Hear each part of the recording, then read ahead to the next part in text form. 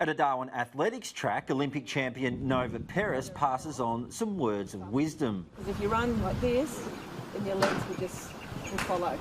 The student is 14-year-old CJ Rankin, who caught the attention of the athletics world with this performance at January's inaugural Killara Darwin gift. Meskin Rippons hit the lead at the 50-metre mark, but out on the outside is, I reckon, that's CJ Rankin from Darwin.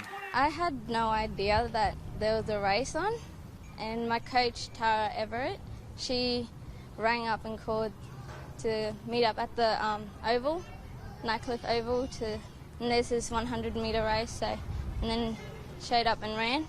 And run she did, leaving a field of more experienced runners in her wake. I couldn't believe that I won, because the other girls were like older and I thought they would be faster and stuff.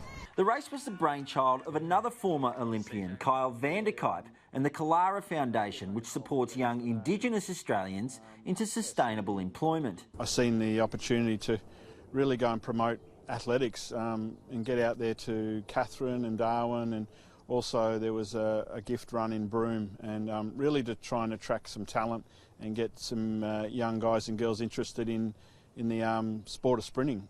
It's 20 years since Cathy Freeman won gold at Sydney, an Olympics that also featured fellow Aboriginal track stars Vander-Kuyp and Peris. They see potential in the Darwin teenager. Very, very raw in so many areas, but, you know, I guess what I see in her is just her eyes just light up.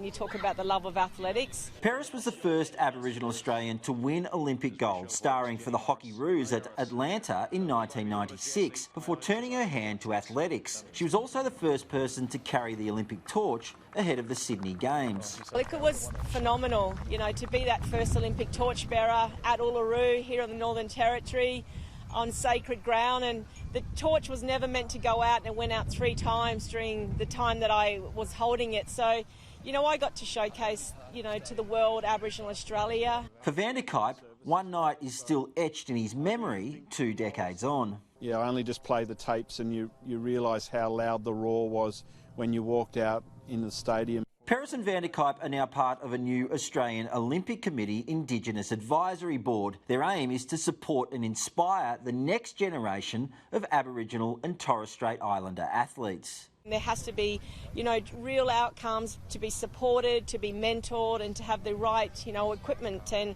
the right people to say that if you're a kid, doesn't matter what postcode you come from, but if you have dreams and aspirations, you can go and achieve it.